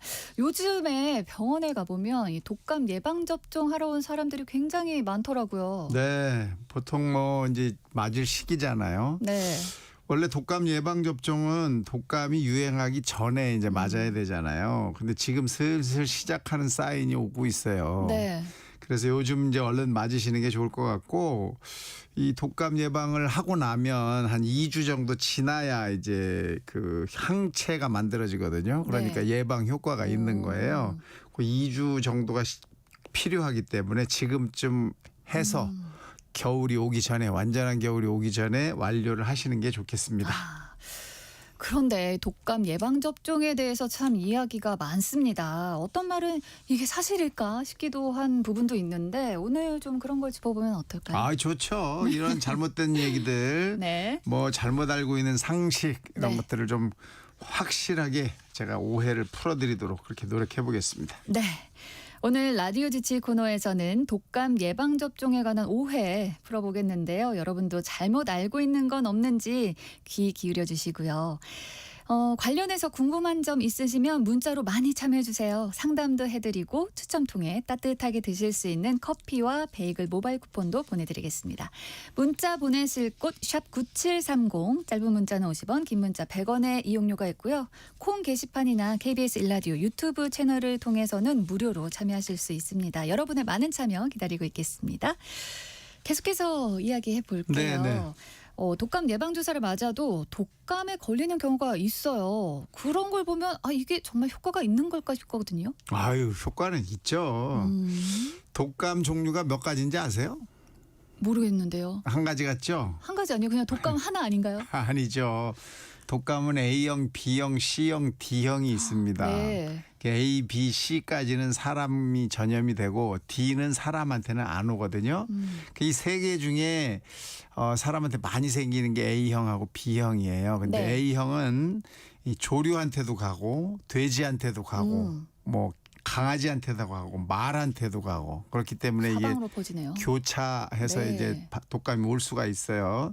그래서 이제 A형과 B형을 조합을 해가지고 이제 예방 접종을 만드는 건데 빠지는 게 생길 수 있는 거죠. 네. 그래서 독감 예방 접종을 해도 독감에 걸릴 수 있습니다. 왜냐하면 A형은 표면 항원 단백질이 H하고 N이라는 게 있는데 이게 조합에 따라서 모양이 다 달라요. 네. H1N1, 뭐 H5N1 뭐 이런 식으로 막 바뀌거든요. 그러다 보니까 한 번 걸렸더라도 또 다른 게 또 유행을 하면 또 걸릴 수 있고 A형이 걸렸다가 B형이 걸릴 수도 있고 그래서 예방접종 맞았다고 100% 예방이 되지는 않습니다. 하지만 대체적으로는 거의 예방이 되는 거예요. 네. 보통 이제 예방접종을 만들 때 A와 B를 혼합을 해서 만드는데 이게 이제 어려운 거예요. 내년에 유행할 거를 이제 생각을 해야 되잖아요. 네. 이 생각을 해서 어떻게 하느냐. 작년 말에 유행했던 거를 생각해서 그걸 세계보건기구에서 이 종류를 정해줍니다. 그래서 그걸 각 나라한테 주면 그걸 네. 가지고 이제 백신을 만드는 거예요. 그래서 3가냐 4가냐 이게 또 네네네, 있잖아요. 맞아요. 고민되더라고요. 그렇죠. 네. 3가는 A를 2가지 넣고 네. B를 한 종류 넣는 거고 4가는 A 2가지 B 2가지 이렇게 넣는 거예요. 그럼 4가가 좀 더 끌리는데요. 좋은 것 같지만 사실은 주로 유행하는 건 A형이기 때문에 A 2개는 똑같잖아요. 네. 그러니까 크게 그렇게 차이가 별로 없을 수도 있다는 사실을 꼭 알아두시면 좋죠. 네. 그래서 이렇게 해서 이제 예방접종을 하고 나면 대체적으로 다 예방이 되는 이유는 서로 교차 보호 네네. 효과가 있기 때문에 이제 조금 항원이 달라도 예방 효과가 있는 겁니다. 그리고 또 예방접종을 한 사람들은 걸려도 증상이 훨씬 경미해요. 오, 그래요? 그럼요. 하지 않은 사람보다 훨씬 경미합니다. 뭐 물론 그렇겠지만 사실 또 이런 얘기도 있거든요. 독감 백신 맞으면 오히려 독감에 걸린다. 오히려 더 아프다. 뭐 이런 얘기도 있거든요. 이 얘기는 완전히 잘못된 얘기입니다. 그래요? 그럴 수가 없어요. 완전히 잘못된 정보 오해입니다. 네. 왜냐하면 독감 백신을 만들 때 쓰는 것은 비활성화된 죽은 바이러스로 만들어요. 그러니까 그게 들어와서 우리 몸을 더 나쁘게 하거나 독감을 막 유발할 네. 수가 없는 거죠. 그래서 막 독감 백신 맞으면 독감에 걸린다든지 또는 독감 백신 맞으면 더 많이 아프다든지 이런 이야기는 일단 잘못된 거예요. 저도 맞으면 왠지 으슬으슬하고 막 네. 아픈 거 같고 그렇거든요. 그건 이제 독감 백신이 제대로 일을 하고 있다는 증거예요. 우리 몸은 일단 예방접종을 하면 면역 체계를 활성화시키는 일을 하는 거거든요. 네. 그래서 일단 가상의 적이 들어오면 이걸 방어하는 연습을 내 몸에서 하는 거예요. 그래서 네. 예방접종을 하고 나면 연습을 막 하니까 내가 감기 걸린 것, 독감 걸린 것 같은 그런 네네. 비슷한 증상이 잠깐 있는 거죠. 그렇게 해서 연습을 해서 이제 독감 바이러스가 들어오면 제끄닥 이제 물리칠 힘을 만들어 놓는 것이 예방접종이기 때문에 네. 그런 증상이 잠시 있을 수 있습니다. 젊고 건강한 사람은 또 백신 독감을 굳이 맞지 않아도 된다라는 이야기도 있는데 이건 어떤가요? 완전 틀렸죠. 예. 젊다고 뭐 안 걸립니까? 특히 극복해낼 수 있다 뭐 이런 거 아닌가요? 아닙니다. 잘못하면 합병증에 시달릴 수 있어요. 합병증이요? 그럼요. 이 독감은 어린이나 노인 이렇게 이제 면역력이 떨어진 사람들뿐만 아니라 네. 건강한 성인한테서도 아주 심각한 증상을 유발할 수가 있어요. 특히 우리가 확인을 해보면 건강한 사람들이 독감 때문에 입원했다 이런 사례가 계속 늘고 있거든요. 네. 얼마나 힘들면 입원을 하겠습니까? 그러게요. 그러니까 건강한 사람은 안 맞아도 이겨낼 수 있다? 아니라는 거죠. 특히 이제 그 사람들이 많이 모여서 일하는 곳에서 주로 시간을 보내는 분들, 네네. 예를 들면 직장인 또는 뭐 학교를 다닌다든지 지하철을 타고 출퇴근을 하신다든지 이런 분들은 쉽게 전파가 되기 때문에 금방 걸릴 수 있거든요. 네. 거기다가 내가 만약에 한번 독감에 걸려가지고 어쩔 수 없이 출근을 하는데 그런 장소에 갔다. 그럼 다른 사람한테도 또 막 전파를 맞아요. 시키잖아요. 그래서 예방접종을 하는 것은 나만 보호하기 위한 것이 아니라 다른 사람 또 주변에 취약한 면역계층이 떨어져 있는 이런 사람들한테서도 예방을 해주는 그런 효과를 갖기 때문에 혼자만 내 생각만 하지 말고 네네. 남 생각도 좀 하시면 좋을 것 같습니다. 코로나 때 우리가 마스크 착용한 것과 같은 그렇죠, 얘기죠. 그렇죠. 그래서 젊은 분들이 안 맞으면 네. 정말 이 사람들은 활동량이 많잖아요. 맞아요. 돌아다니는 곳이 많으니까. 그래서 퍼지기도 너무 쉬워서 이 건강하신 분들도 제발 좀 예방접종을 해서 한 번 걸렸을 때 다른 사람한테 막 퍼지게 하는 그런 일을 좀 막아주셨으면 좋겠습니다. 또 이런 얘기도 들었어요. 독감 예방주사를 맞으면 면역 체계가 약해진다. 아니 면역 체계를 증강시키려고 놓는 예방접종을 가지고 그런 이야기를 하시면 어떻게 합니까? 이거 사실 아니에요.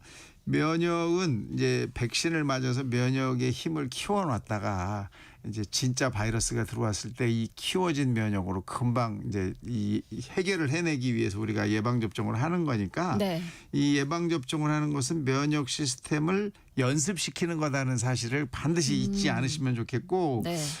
이렇게 되면 이렇게 연습을 한번 해놓고 나면 바이러스가 들어오잖아요. 그러면 천천히 하는 게 아니라 아주 즉각적인 반응을 해서 빠르게 회복을 할 수 있어요. 그래서 여러분들 몸에도 훨씬 덜 부담스럽고 특히 노약자 또 면역이 떨어져 있는 분 이런 분들은 합병증 생기는 것도 많이 막아주고 증상도 훨씬 약하게 해줍니다. 제발 좀 맞으세요. 네. 요새 또 코로나도 네. 계속해서 유행하고 있다. 이런 이야기도 들려오는데 독감 예방주사 맞으러 갔는데 코로나 백신도 같이 맞으라. 이런 말을 같이 듣는 경우도 있어요. 맞습니다. 위험한 거 아닌가요? 아유 요즘에는 이제 그게 안전성이 확보됐기 때문에 그렇게 맞으라고 권장을 하는 거고 초기에 이제 코로나가 초기에 많이 유행을 할 때는 예방접종을 할 때 독감과 코로나는 2주 간격을 띄워서 맞아라 이렇게 이야기를 네, 했었어요. 맞아요. 그때는 코로나 예방접종이 처음이기 때문에 이게 혹시 문제를 일으키지 않나 두 개를 같이 놨을 때 더 해가 되지 않나 이런 생각이 있어서 그걸 2주 간격을 두고 맞췄는데 지금은 전혀 그렇지 않고 두 개를 한꺼번에 놔도 전혀 사람한테 더 해를 끼친다거나 합병증이 많다거나 하는 일이 없다. 그 확률이 적다. 이제는 안전하다. 상호작용이 크게 나타나지 않는다라는 게 확인이 됐기 때문에 동시 접종을 하게 합니다. 하지만 동시에 접종하더라도 같은 팔에 같은 어깨에 두 군데에다 이렇게 놓는 것은 별로 권장하지 않고 양쪽 팔에 각각. 양쪽으로 나눠서 맞는 것을 권장합니다. 네. 또 몸이 피로하다. 아우 나 요새 컨디션이 안 좋아. 네. 나 좀 피로한 것 같아. 이럴 때는 좀 쉬었다가 한 2, 3일 쉬었다가 한 번 맞고 하나 쉬었다가 다시 맞는 걸 권장하고요. 하지만 지금 나와 있는 두 개를 동시에 접종하면 안 된다는 이야기는 틀린 이야기고 동시에 접종해도 됩니다. 네. 사실 요새 날이 갑자기 추워지고 이러니까 건강이 좀 내가 몸이 안 좋다 싶을 때가 많거든요. 그렇죠. 그러다 보면은 접종을 좀 미룰 때가 많아요. 그러다 보면 또 독감 시즌 시작되고 놓쳤다 이런 생각을 많이 하게 되는데 이제 접종해도 좀 늦은 건 아닌가. 아유 늦기는요 이제 시작인데요. 전혀 늦지 않았고 네. 그다음에 독감의 유행 시기를 우리가 예측한다는 건 불가능해요. 언제 다시 독감이 또 돌지 알 수 없거든요. 그러니까 네. 늦었다라고 생각한 지금이 가장 빠른 시기니까 가서 맞으시고 또 항체가 생기는 건 2주 후에 생기니까 2주 뒤부터 난 예방 효과가 있다는 사실을 잊지 않으셔야 되고 아직 2주 정도 지나면 겨울이 아직 덜 왔잖아요. 그러니까 그쵸. 지금 아주 좋은 시기입니다. 제발 접종 제발 좀 해주세요. 아니 그러면 겨울이 와버렸어요. 네. 그럼 한겨울에 맞는 건 효과가 없어요. 괜찮아요. 왜냐하면 이 독감은 한 4월까지도 유행을 할 수 있거든요. 또 유행, 재유행을 할 수 있어요. 네. 그러니까 그 효과를 우리가 계속 유지를 하려면 겨울이 와서 12월 이때도 또 1월에도 내가 안 맞았으면 맞아야 하는 겁니다. 늦었다고 생각했을 때가 제일 빠른 때다 이런 건가요? 맞습니다. 그러면 독감 백신 매번 좀 다를 수 있다고 초반에 말씀해 그렇죠. 주셨는데 그럼 해마다 맞아야 되는 걸까요? 당연하죠. 해마다 맞아야 됩니다. 왜냐하면 유행하는 바이러스가 독감은 매년 변경돼요. 자기 스스로 자기를 변화시켜서 항원의 모습을 바꿉니다. 그래서 그걸 미리 예측해서 세계보건기구에서 내년에는 이런 게 유행할 거니까 이렇게 바꿔 맞으세요 하는 거거든요. 네. 그러니까 작년 거 맞아봐야 아무 효과가 없어요. 그러니까 뭐 냉장고에 계속 있었으니까 나 이거 맞을래 이거 안 됩니다. 매년 맞으셔야 되고 더더욱이 면역 기능이 좀 떨어진 분들 또 어린이 노인 이런 분들은 반드시 맞으셔야 돼요. 이 새로 유행할 것을 예측해내는 기술 이게 이제 가장 중요한 거고 네. 그로 인해서 새로 만들어지는 백신이기 때문에 해마다 맞으셔야 됩니다.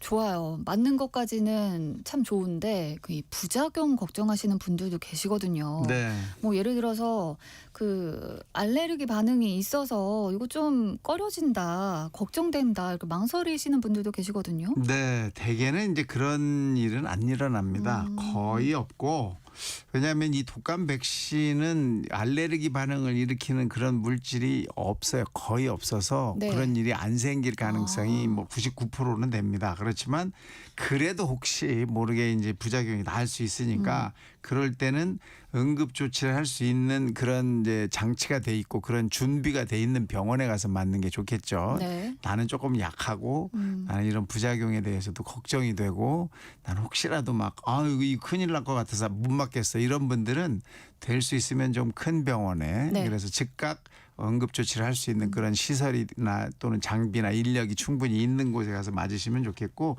대개는 그럴 가능성이 없어요. 네. 뭐 부작용이라고 하는 것은 미미한 뭐 주사 부위의 통증이라든지 약간의 근육통이 있다든지 뻘겋게 됐다든지 하는 정도밖에 없기 때문에 안심하시고 맞으시면 좋겠고 맞고 나서 그런 게 걱정되니까 병원에서 한 30분 있다가 네. 가시는 거예요. 아. 맞고 나서 그냥 괜찮아 그냥 바로 그냥 문 닫고 가시면 안 되고 나가서 한 30분 네. 정도 앉아 계시다가 혹시 문제가 괜찮은가. 생기는지 네. 요거 잘 확인하시고 가시면 됩니다.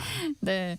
이 독감 예방 접종할 때 주의사항도 좀 잘 알고 있어야 할 것 같은데 어떤 것이 있을까요? 네, 주의사항은 뭐 일반적인 주의사항인데 컨디션이 좋을 때 맞아라. 네. 뭐 피곤하고 며칠 밤샜는데 가서 예방 접종하는 거 그거는 좋지 않은 일이고요. 또 좀 몸을 편하게 하고 깨끗하게 하고 가서 맞는 게 좋겠죠. 그래서 네. 이 깨끗하게 목욕도 좀 하시고 식사도 좀 맛있는 거 잘 드시고 몸이 편안하다 할 때 가서 하시면 좋겠고 병원 가실 때는 병원은 되게 이제 마스크를 쓰라고 자꾸 하니까 네네. 왜냐하면 다른 분들한테서 내가 감염될 수도 있고 나 때문에 또 다른 분한테도 옮길 수가 있으니까 마스크 좀 잘 쓰고 가시고 네. 그 전날에는 뭐 너무 심하게 술을 드신다든지 또 심한 운동을 하신다든지 네. 뭐 사우나를 너무 열심히 하신다든지 하는 것은 좀 피하시고 몸을 좀 힘들게 하는 것들을 안 예. 하는 게 좋죠. 왜냐하면 운동을 심하게 하면 심하게 한 운동 바로 다음에는 면역력이 뚝 떨어져요. 그래서 우리 국가대표 선수들은 사실 튼튼해서 감기 안 걸릴 것 같지만 네. 1년 내내 감기를 달고 살아요. 그 정도로 심하게 운동하면 금세 또 이렇게 면역이 떨어지니까 운동한 다음에는 잠깐 쉬셨다 가시는 게 좋겠고 네. 또 뭐 조금 이 독감을 안 맞는 게 좋겠다 이런 경우에는 수혈을 받았거나 또 뭐 예방 면역과 관련된 주사를 맞았다거나 이런 경험이 있을 때는 의료진들한테 좀 이야기를 하시고 네. 그러고 나서 예방 접종을 하시면 좋겠습니다. 네. 그리고 우리 어르신들은 무료 접종을 하실 수 있는데 동네 네. 보건소에 문의하시면 좋을 것 같네요. 노래 듣고 계속해서 여러분의 이야기 듣도록 하겠습니다. 문자 보내실 곳은 샵 9730 짧은 문자 50원, 긴 문자 100원의 정보 이용료가 있고요. 콩 게시판 KBS 일라디오 유튜브 채널 통해서는 무료로 참여해 주실 수 있습니다. 독감 예방접종에 관해서 궁금한 점 있으시면 계속해서 문자 보내주시고요. K-윌의 가슴이 뛴다 듣고 와서 이어가겠습니다. 네, K-윌의 가슴이 뛴다 듣고 왔습니다. 그 사이에 많은 분들이 문자 보내주셨는데요. 3506 할머니가 당뇨와 백내장이 있는데 독감 예방접종 맞을 수 있을까요? 하셨네요. 더 맞으셔야죠. 이런 기저질환이 있으면 면역력이 더 떨어질 수 있기 때문에 얼른 가서 놔드리도록 그렇게 하시는 게 좋겠습니다. 다 무료 접종이 가능한데요. 네. 4791 독감 예방주사 맞으면 남성 호르몬이 떨어진다는 얘기 들었는데 사실인가요? 천만의 말씀입니다. 남성 호르몬과 독감 예방이 무슨 관계가 있습니까? 안 맞으려고 일부러 그냥 핑계를 대는 거죠. 전혀 상관없어요. 네, 아무런 상관이 없다고 하십니다. 3713 류마티스 관절염 앓고 있는데 약 때문에 간 수치가 좀 올랐습니다. 아직 독감 예방주사 안 맞았는데 맞는 게 좋을까요? 당연히 맞아야죠. 살짝 올라간 간 수치 아무 문제 안 되거든요. 네. 류마티스 관절염 악화되지 않으려면 독감 예방 주사 맞으시도록 하시는 게 좋겠습니다. 좋겠습니다. 네, 알겠습니다. 5757 월요일 독감 예방접종을 한 7살 아들이 어제 A형 독감 확진을 받았습니다. 그럼 예방접종 효과는 사라지는 건가요? 아니죠. 이게 예방접종하면 2주 정도 맞아요. 지나야 이제 네. 항체가 생기는데 2주가 안 됐잖아요. 네. 그러니까 조금 조심을 하셨어야 되는데 아이가 이제 놀다 보면 또 친구들한테서 옮을 수 있죠.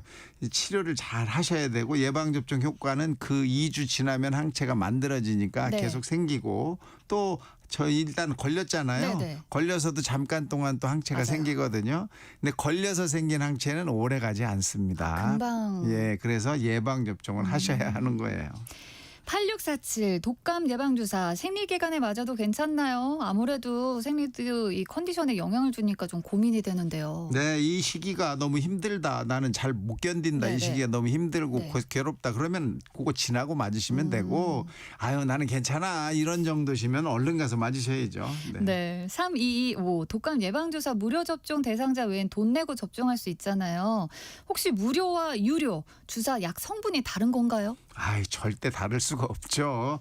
3가냐 4가냐만 다릅니다. 그 외에는 전부 똑같아요. 그러니까 무료 접종하는 거는 이건 싼 거야. 뭐 이렇게 생각하시면 안 되고 이거 효과가 없을 거야. 이런 생각하시면 안 됩니다. 네. 똑같습니다. 아, 웬만해서는 모든 상황에서 독감 예방주사를 맞아도 상관이 없다는 말씀이시죠? 그렇죠. 맞아서 나도 보호하고 네. 또 주변에 취약하신 분들도 보호해 줄 수 있는 그런 마음으로 열심히 좀 맞으시면 좋겠습니다. 네. 오늘 문자 보내주신 3506 그리고 4791 8647 휴대전화 뒷번호 쓰시는 분들 선물 보내드리고요. 세모정 톡톡상담소 라디오 주치 오늘은 여기까지 하겠습니다. 지금까지 가정의학과 오한지 전문의와 함께했습니다. 고맙습니다. 감사합니다.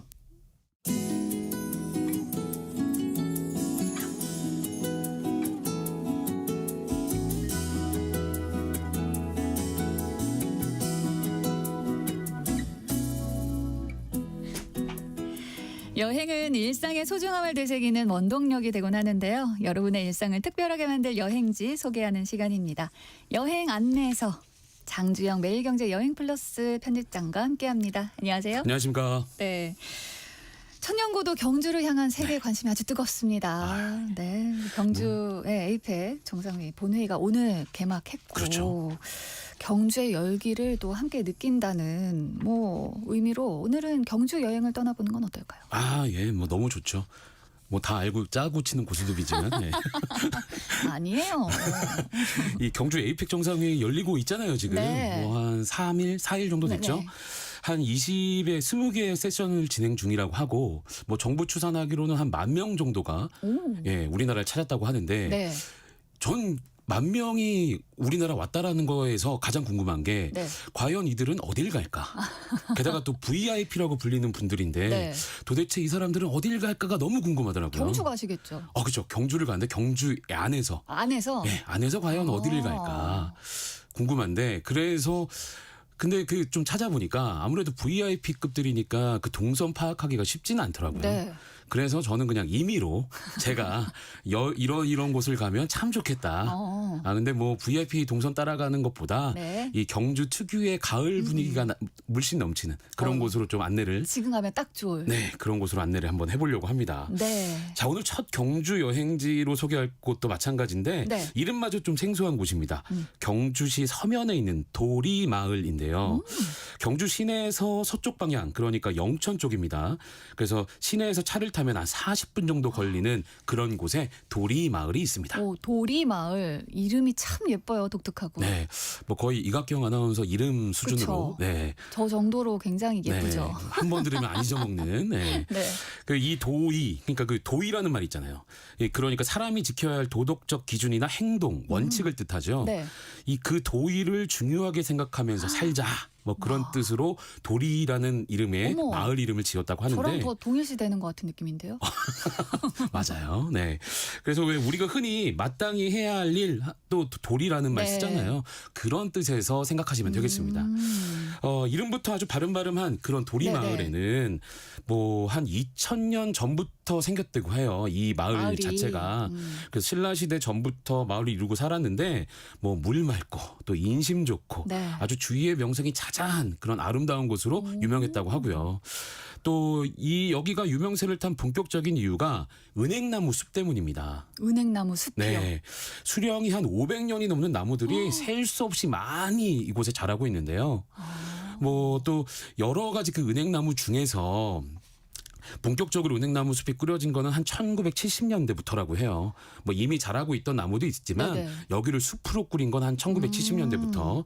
원래는 농촌 마을이었지만 네. 여기다가 묘목장이라고 해서 나무를 심어서 파는 그런 용도로 이곳을 쓰다가 결국에는 묘목장이 없어지게 되면서 네. 주민들이 그냥 이곳을 지금의 구경할 수 있는 곳으로 만들었는데 오, 근데 여기 500년 넘은 은행나무가 많다고요? 네, 500년 넘은 은행나무도 많고 또 1970년대부터 네. 심은 은행나무도 많고 해서 굉장히 좀 그 조화를 이루고 있는데 대신에 이곳이 묘목장 역할을 네네, 하다 보니까 그 대부분의 그 숲에 있는 나무들 같은 경우는 걸어서 한 두세 발짝, 조금 길게는 서너 발짝 간격으로 나무를 심잖아요. 네. 근데 묘목장은 아무래도 나무를 많이 심어야 하니까 아주 빽빽하게, 아주 빼꼼하게 그렇게 만들어놔서 딱 가면은 정말 그 양옆이 아니라 네. 위로 쭉쭉 세워져 있어요, 나무들이. 어머.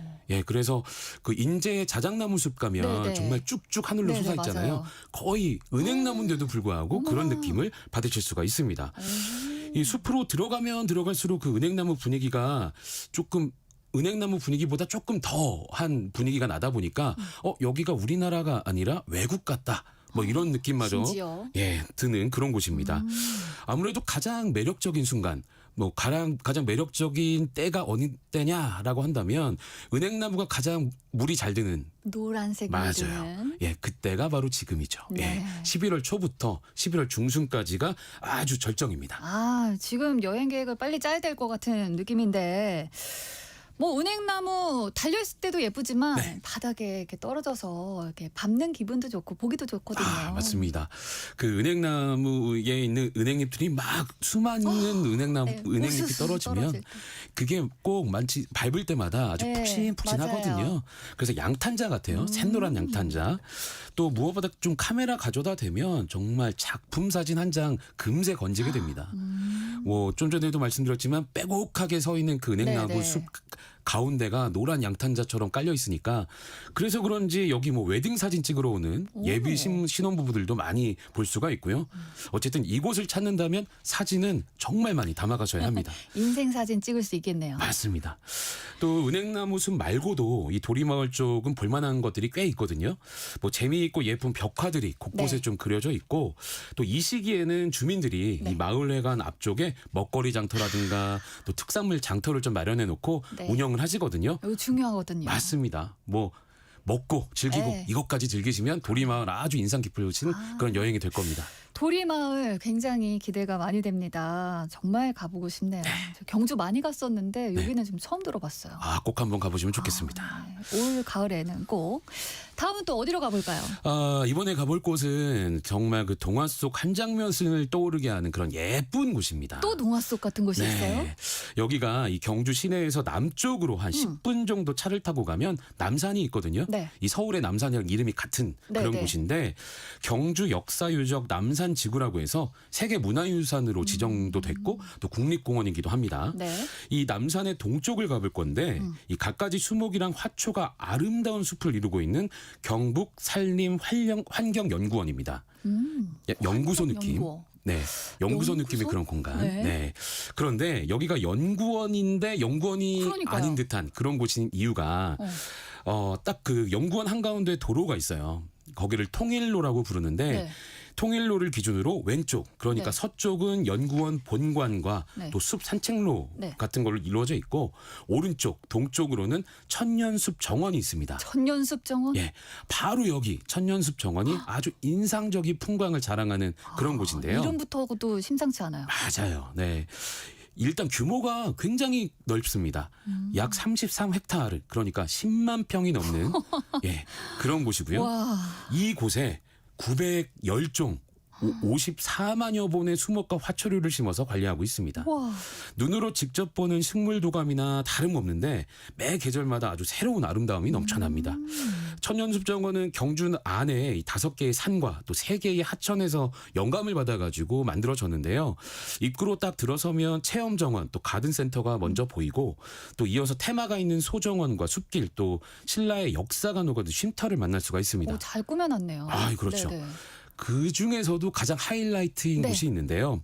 천연숲 정원의 가장 인기 있는 포토스팟 중에도 하나인데 어디예요? 바로 습지원. 습지원. 네. 근데 그 습지원 안에서도 네. 외나무 다리가 있어요. 외나무 다리. 네. 근데 그 외나무 다리가 자칫 걸으면 왠지 떨어질 것 같은 네, 그런 느낌, 아슬아슬한 그런 느낌. 인상이 풍기잖아요. 네. 근데 여기 외나무 다리는 조금 넓은 나무로 해서 앉아서 그 사진도 찍을 수 있고 원수도 피해갈 수 있고. 네, 원수가 어쨌든 만나게 됩니다. 네. 네, 만날 수도 있고 그런 곳인데 네. 이곳이 그 외나무 다리 아래쪽이 약간 좀 잔잔하게 하층계천이 네네. 흐르거든요. 그러다 보니까 그 바깥에서 그 외나무 다리 쪽을 보면 실개천에서 외나무 다리에 앉아 있는 사람들이 그대로 그 실개천 위에 반영돼서 보이거든요. 그래서 이곳 전체의 이름을 거울숲이라고 부릅니다. 어머 신비로워라. 굉장히 아름답죠. 그래서 네. 그래서 일단 앉아만 있어도 동화 속 한 장면이다. 그렇게 말할 수 있는 그런 곳이 되겠습니다. 거기 앉아서 왕자님을 좀 기다려 볼까 싶네요. 왕자님 어떻게 한번 섭외를 해볼게요. 네. 지금까지 알려주신 곳들이 참 아기자기하고 예쁘고 환상적이었는데 또 다른 곳이 있을까요? 이 방금 소개한 경북 산림환경연구원처럼 네. 이 경주 시내에서 한 10분 거리에 위치한 곳입니다. 금장대 습지공원인데요. 네. 이 경주는 경주 중심에 형산강이 흐르거든요. 이 강 하나를 사이에 두고 완전히 다른 분위기를 연출합니다. 낮에는 산책을 즐기기도 하고 전망 명소로도 찾는 곳이지만 네. 밤에는 야경 명소로 변하는 곳이 바로 금장대거든요. 이 습지공원답게 습지를 배경으로 한 분위기가 아주 인상적인데요. 특히 나룻배 포토존이 있어요. 나룻배 포토존. 예, 여기는 무조건 사진을 남겨야 하는데 왜 이렇게 사진 남길 때가 많죠? 정말 왜 노를 저어하는 그 나룻배 있잖아요. 네. 그게 딱 숲 앞에 언저리에 딱 정박해 있습니다. 그래서 거기에 올라가서도 그렇고 그 배경으로 사진을 찍으면 게다가 또 약간 그 물안개가 피어오르는 시간에 가서 사진 찍으면 정말 선녀구나. 약간 새벽 시간대 가서 그쯤이 더 좋겠죠. 네. 네. 아니면 노을 질 때라든가 선녀구나라는 느낌 받으실 수가 있습니다. 네. 또 이곳에서 조금 더 가면 이 화랑의 언덕에서도 사진 찍기 참 좋은 그런 곳이거든요. 화랑의 언덕. 네, 고원에 펼쳐진 탁 트인 초원 위로 그네, 또 피아노, 계단 이런 포토존이 있습니다. 특이하네요. 네, 또 빼어난 전망을 선사하는 명상 바위도 있고요. 또 바위에 앉아서 산, 논밭, 또 마을이 어우러지는 그 그림 같은 풍경을 보고 있으면 카메라를 안 들 수가 없습니다. 약간 힐링 여행 같기도 하고요. 그렇죠. 우리나라를 찾은 그 VIP들이 네. 이런 거 한번 보고 갔으면 그러니까요. 참 좋겠는데. 이런 데 가야 되는데. 네. 그래서 인증샷 찍기 좋은 곳 한 곳만 더 가면 네. 바다입니다. 바다요? 네. 지금은 다 내륙을 봤는데요. 네. 이 경주가 바다랑 붙어 있다라는 것을 아시는 분이 의외로 많이 없더라고요. 대부분 그렇게 생각을 못하죠. 네네. 근데 경주가 바다의 도시이기도 합니다. 바다의 도시 심지어. 네, 경주 동쪽으로 가면 이 바다 위에 펼쳐진 비경에 입이 쫙 벌어지거든요. 양남 주상절리군이 대표적인데요. 이 천연기념물로 지정된 곳이기도 합니다. 네네. 다양한 모양의 주상절리를 형상화하고 있는데 부채꼴 주상절리가 가장 유명하고요. 이 주상절리 관람객들을 위해서 35m 높이의 전망대 또 1.7km 길이의 탐방로까지 있으니까 여유 있게 한번 산책해 보시면 아주 그럴싸할 겁니다. 저도 거기를 가봤는데 1.7km 다 돈 건 아니지만 네네. 일부만 봐도 굉장히 감탄이 나오고 너무나 멋있더라고요. 여행 좋아하시는군요. 그럼요. 네. 여기저기 잘 다닙니다. 자, 경주에 볼 게 참 다양하고 숲이면 숲, 바다면 바다. 네. 너무나 이것저것 매력적인데 이거 말고도 또 있을까요? 설마? 뭐 사실 제가 준비한 게 엄청 많은데 지금 시간이 모자라서 그래요? 제가 어쨌든 뭐 네. 준비한 대로 네. 좀 설명을 할게요. 네. 좀 요새 힙하다는 말 자주 하는데 네. 유행의 선도적인 모습이 아마 그런 뜻일 겁니다. 이 경주 여행 가서 힙한 느낌 받을 수 있는 곳으로 한번 가볼 건데요. 오, 힙한 거. 이 경주하면 전통적인 느낌이 좀 강하지만 그 네. 전통 위에 젊은 세대의 감각을 한 스푼 얹은 그런 곳이 되겠습니다. 이 경주에 가면 큰 고분군들 자주 네. 접하게 되는데요. 대표적으로 대릉원이 있죠.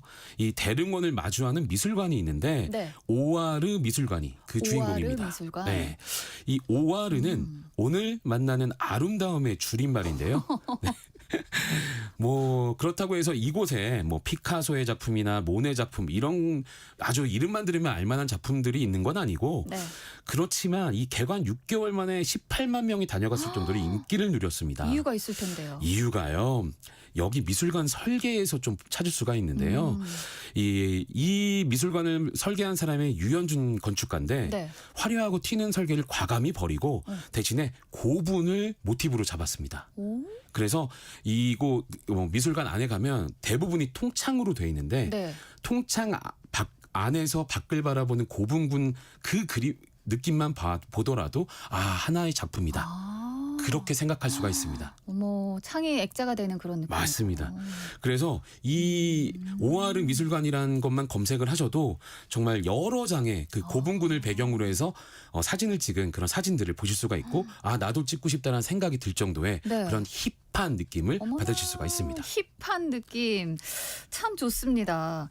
저는 그 경주 가서 또 가본 곳이 국립경주박물관이거든요. 거기도 좋죠. 네. 이 지붕 없는 박물관이라는 이름으로 불리잖아요. 네. 그래서 경주에서 필수 여행지로 꼽히는데 맞아요. 여기 경주박물관 가시면 꼭 들려야 하는 곳이 제가 지금 가장 아껴둔 그런 곳이기도 한데 네. 신라 천년서고입니다. 여기가 박물관 소장 도서를 열람할 수 있는 박물관 안에 있는 도서관이거든요. 어머. 근데 뭐 박물관까지 가서 도서관을 가지라는 생각을 하실 수 있지만 여기 아주 특별한 곳입니다.